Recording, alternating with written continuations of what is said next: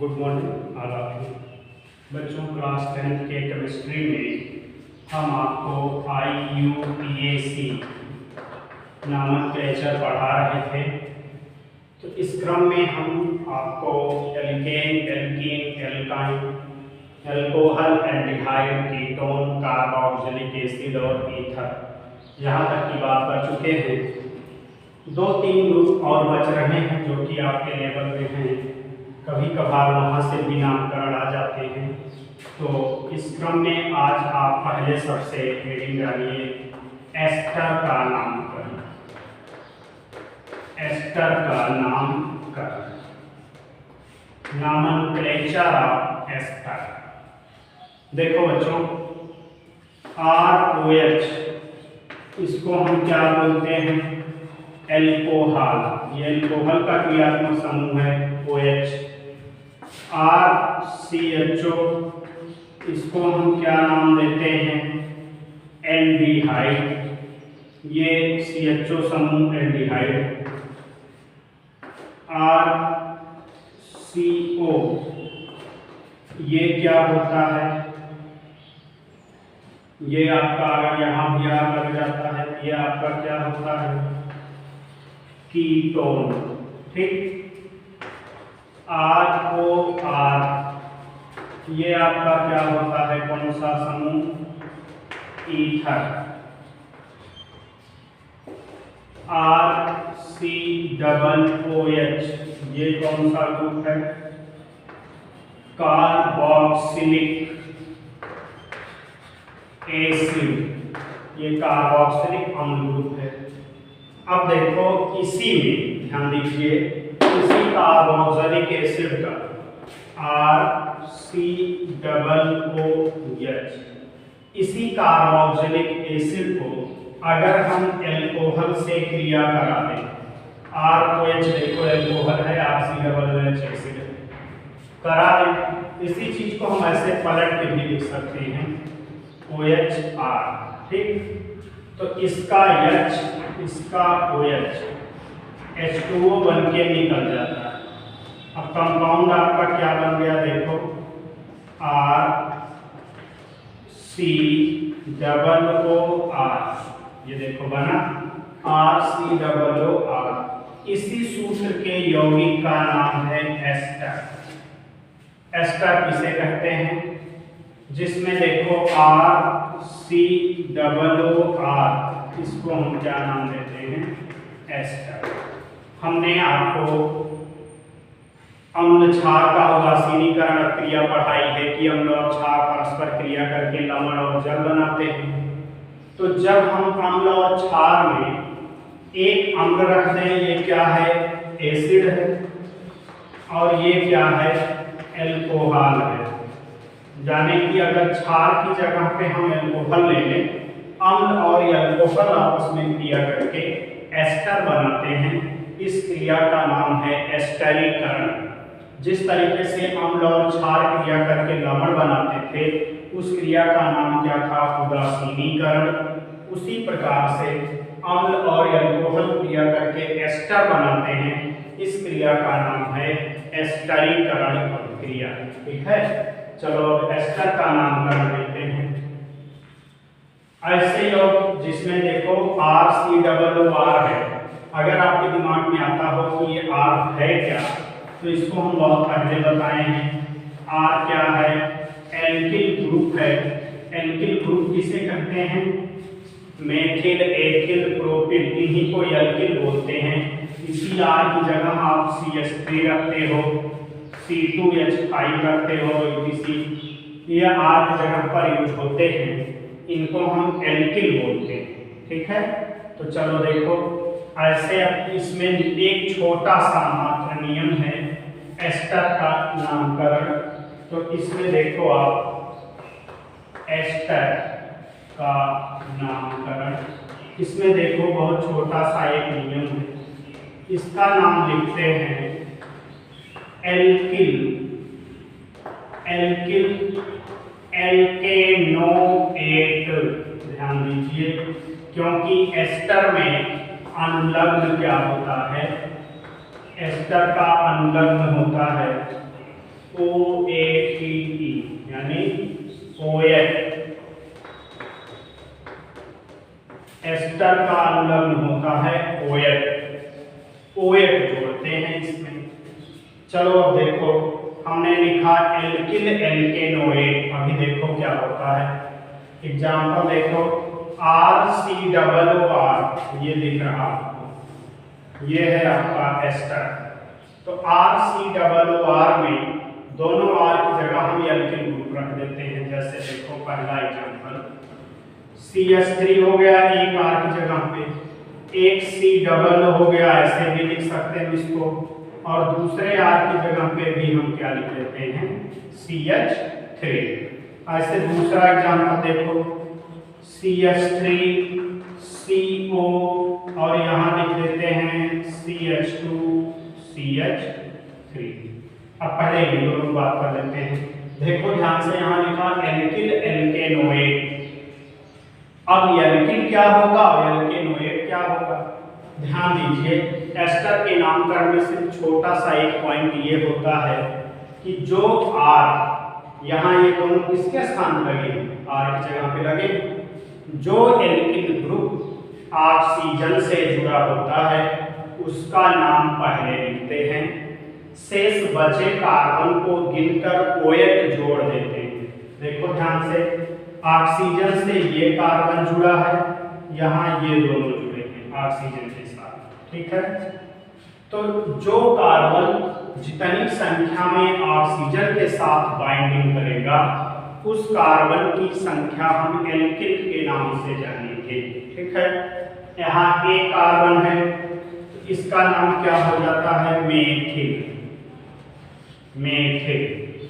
शेष बचे दोनों कार्बनों की संख्या गिनकर OAT जोड़ दीजिए। यही नियम है कि OAT जोड़ देते हैं। तो देखो ये एल्किल आ गया ना, मेथिल। अब कह रहा एल्केनोएट, दो कार्बन है, एथेन होता है, एथेन में OAT जोड़ो, क्या होगा, इथेनोएट। इसका नाम हो गया मेथिल एथेनोएट। ये एस्टर का नामकरण है। ऐसे आप इसको स्वयं देखो कर ले जाओगे। ऑक्सीजन से जुड़े कार्बन का नाम पहले लिखते हैं। ये दो कार्बन है, हो गया एक, और C2H5 है, देखो तो एथिल होगा, वहां मैंने लिखा है मेथिल को CH3 से और C2H5 को एथिल नाम देते हैं। तो दो कार्बन है, इसमें पहले क्या लिख देंगे, एथिल। एथिल। अब इधर भी देखो दो ही कार्बन है, दो कार्बन के लिए एक, एथेन में OAT जोड़ो, एथिल एथेनोएट। एथिल एथेनोएट, ये नामकरण हो गया। ऐसे और एग्जांपल देखो, और एग्जांपल देखो, जैसे आपके सामने आ जाता है, ऐसे मान लीजिए कोई आ गया CH3COO CHBr और यहाँ आ गया CH3, ठीक। वैसे इस तरीके से हाई स्कूल में नहीं आता है इतना कॉम्प्लेक्स, लेकिन जान लीजिए सपोज दैट। तो इसमें कुछ करना नहीं है बच्चों, ध्यान दो। यहाँ C2H5 था, एक H को कम करके हमने ब्रोमीन को जोड़ दिया है, ठीक। तो ब्रोमीन के कारण, Br के कारण हम नाम देते हैं ब्रोमो। क्लोरीन कहीं लगा होगा तो नाम देंगे क्लोरो। फ्लोरीन कहीं लगा होगा तो नाम देंगे फ्लोरो। आयोडीन कहीं लगा होगा तो नाम देंगे आयोडो। अभी हम इनका भी डिस्कस करने वाले हैं। तो देखो अब यहाँ पर भी आप नंबरिंग कर देंगे, ठीक। कार्बन नंबर 1 2, इधर भी 2, ठीक। तो पहले कार्बन पे Br लगा, लिख लेंगे 1 ब्रोमो। अब दो कार्बन के लिए नाम क्या था, एथिल। एथिल। अब इधर दो कार्बन लगा, एथेन में OAT जोड़ो, एथेनोएट। 1 bromo ethyl ethanoate. देखो यहाँ क्या था, एथिल एथेनोएट था, इसी से ब्रोमीन लग गया तो ब्रोमो शब्द आ गया। तो आप ध्यान दीजिएगा, इसी तरीके से एस्टर का नामकरण करते हैं और कोई नियम इसमें नहीं है। सिर्फ इतना ध्यान देना होता है कि ऑक्सीजन से जो एक कार्बन पहले जुड़ा है उसको हम एल्किल देते हैं, शेष बचे कार्बन की संख्या को गिनकर हम ओएट जोड़ देते हैं। तो मेथिल एथेनोएट, एथिल एथेनोएट ऐसे नाम चलता है। चलो अब अगला देखते हैं। अगला है आपका हैलोजन। हैलोजन का नामकरण इसमें देखते हैं। अब हैलोजन में देखो बच्चों, शब्द यूज होता है हैलो, इसका अनुलग्न होता है हैलो। अब जैसे देखो, अभी हमने नाम लिखा था कि अगर कंपाउंड में कहीं आपको फ्लोरीन नजर आता है तो नाम देते हैं फ्लोरो, क्लोरीन नजर आता है तो नाम देते हैं क्लोरो, ब्रोमीन नजर आता है तो नाम देते हैं ब्रोमो, आयोडीन नजर आता है तो नाम देते हैं आयोडो। बस यही बात याद रखनी है आपको, बाकी सारे नियम पूर्ण होते हैं। जैसे देखो ये नाम, ये कंपाउंड पहला, दूसरा देखो CH3 CH2 Br, तीसरा देखो CH3 CH2 I, ऐसे चौथा देखो CH3 CH3 CH3 CH2 Br, पांचवा देखिए ClFBrI, एक ही कार्बन से चारों हाइड्रोजन जुड़े। ये देखिए, ये 5 जान लीजिए। हाइड्रोजन के नामकरण की आइडिया आपको मिल जाएगी। देखो ध्यान से, एक कार्बन है, एक कार्बन के लिए मेथ। अब इसमें करते क्या है कि हाइड्रोजन का नाम पहले लिखते हैं, कार्बन की संख्या गिन करके n जोड़ देते हैं। क्लोरीन लगा है, क्लोरीन के लिए देखो क्या नाम आएगा, क्लोरो। तो यहाँ क्या हो जाएगा, क्लोरो, एक कार्बन है मेथ, मेथ में n जोड़ो मीथेन, इसका नाम हो गया क्लोरो मीथेन। ऐसे यहाँ जाओ, 2 कार्बन है, ब्रोमीन लगा है तो नाम क्या देंगे, पहले ब्रोमो, पहले ब्रोमो लिख देंगे, और 2 कार्बन है तो ब्रोमो इथेन। ठीक, ऐसे यहाँ देखो 2 कार्बन है, आयोडीन है तो आयोडो पहले लिख दो, और 2 कार्बन के लिए इथेन। साधारण नाम इसका क्या है, मेथिल, मेथिल क्लोराइड बताते हैं, साधारण नाम है। इसका नाम है एथिल ब्रोमाइड, इसका नाम है एथिल आयोडाइड। ध्यान दो, हाइड्रोजन को हाइलाइट भी बोलते हैं, हाइलाइट तब देते हैं जब इनका साधारण नाम देते हैं। CH3 को मैंने क्या कहा था, मेथिल, तो मेथिल हाइलाइट यानी मेथिल क्लोराइड, एथिल हाइलाइट यानी एथिल ब्रोमाइड, एथिल आयोडाइड, इस तरीके से। अब चले आते हैं, यहाँ देखते हैं कंपाउंड नंबर 4। देखो कैसे इसका नामकरण करेंगे आप। इसमें देखो ब्रोमीन से जुड़े कार्बन की तरफ से नंबरिंग करते हैं, 1 2 3, 3 कार्बन की चेन है, नीचे आते हैं तो भी 3 है, ऊपर चलते हैं तो भी 3 है, 3 ही कार्बन की लॉन्ग चेन है, जिसमें पहले कार्बन से क्या लगा है, ब्रोमीन, नाम क्या दे देंगे, 1 ब्रोमो। ठीक, और दूसरे पे 2 बार CH3 है, क्या लिख लेंगे, 2 2 डाइमेथाइल, 1 ब्रोमो 2 2 डाइमेथिल। और 3 कार्बन के लिए नाम क्या आता है, प्रोप, तो प्रोप में n जोड़ो, प्रोपेन, 1 ब्रोमो 2 2 डाइमेथिल प्रोपेन। अब यहाँ जाओ, एक ही कार्बन से आपका चारों लगे हैं, क्लोरीन क्लोरीन ब्रोमीन आयोडीन, चारों लगे। अब ऐसी स्थिति में आप अल्फाबेट का यूज करेंगे कि अल्फाबेट में किसका नाम पहले आता है। अभी ये टेबल मिली थी आपको फ्लोरो, किसकी जगह पे एफ की, फ्लोरो किसकी जगह पे Cl पे, ब्रोमो किसकी जगह पे Br पे, आयोडो ये किसकी जगह पे है आयोडीन। चारों लगे हैं। अब आप देखो अल्फाबेट में कौन सा नाम पहले दिख रहा है आपको, ब्रोमीन पहले स्थान पे दिख रहा है, बी से शुरू हो रहा है। तो देखो 1 ब्रोमो, 1 ब्रोमो ये हो गया। इसके बाद देखो बी के बाद सी, 1 क्लोरो, सी के बाद कौन सा आता है यप, देखो इसके बाद आता है आई, ठीक 1 chloro 1 bromo 1 chloro 1 chloro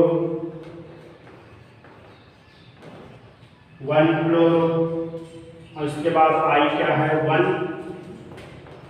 1 iodo, और एक ही कार्बन है आपका, तो नाम क्या दे देंगे methane. 1 chloro 1 chloro 1 bromo 1 chloro 1 chloro 1 iodo methane. एक कार्बन है मेथ, सब सिंगल बॉन्डेड है तो मेथेन, ठीक है। इस तरीके से हाइड्रोजन का नाम होता है, इतना आप लोग हाइड्रोजन में जानते रहे। स्क्रीनशॉट ले लीजिए इसका। इसके बाद अगली हेडिंग बनाइएगा एमीन का नामकरण, एमीन का नामकरण। एमीन में क्रियात्मक समूह होता है NH2, ये NH2 समूह होता है एमीन में, और इसमें अनुलग्न क्या जोड़ते हैं, सीधे एमीन जोड़ते हैं। अभी हम आपको बता रहे हैं इसमें होता क्या है प्रोसेस, स्क्रीनशॉट ले लो इसको। अब आप देखते चलिए एग्जाम्पल देखते चलिए। जैसे देखो पहला है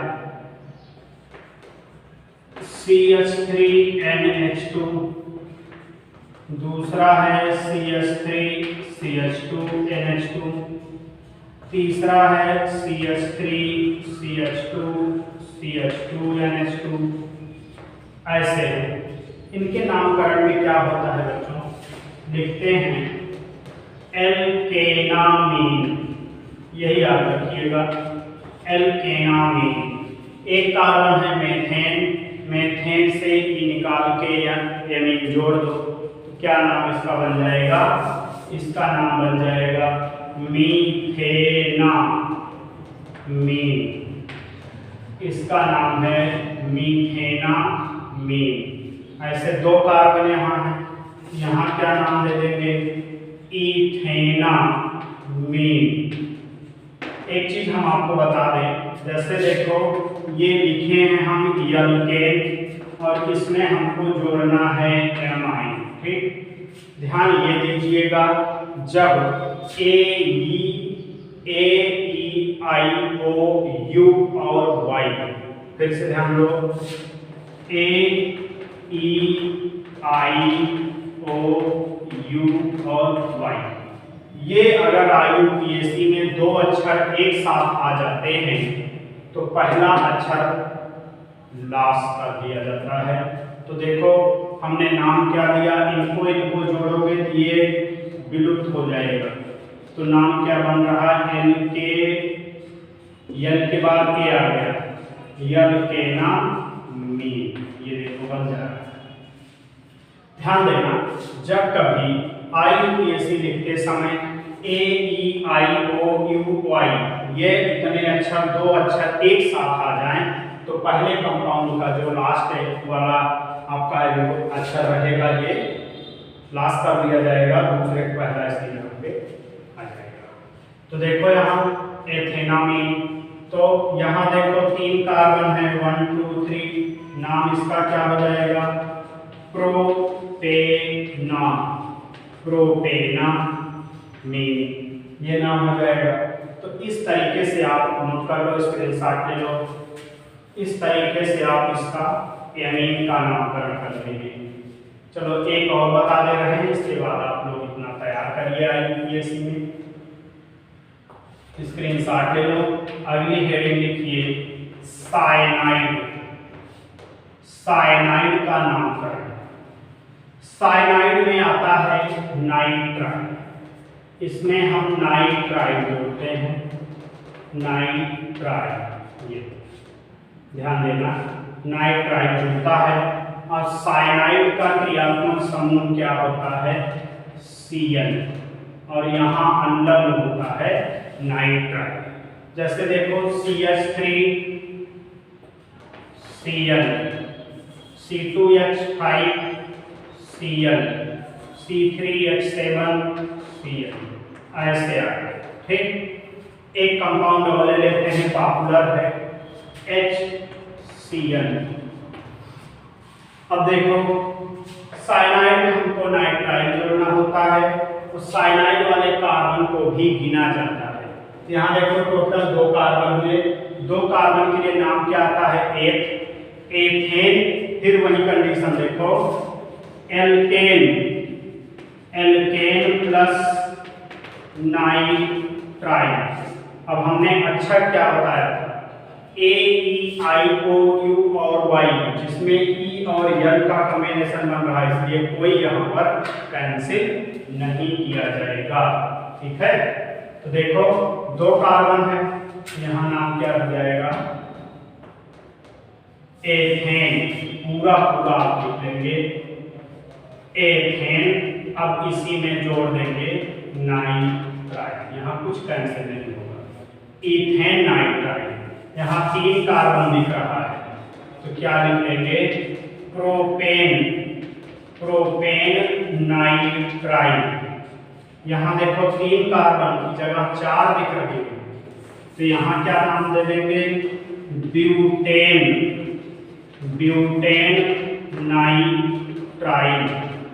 और यहाँ देखो एक ही कार्बन है, एक कार्बन के लिए क्या शब्द आता है, में, तो यहाँ क्या नाम दे देंगे, मीथेन नाइट्राइड।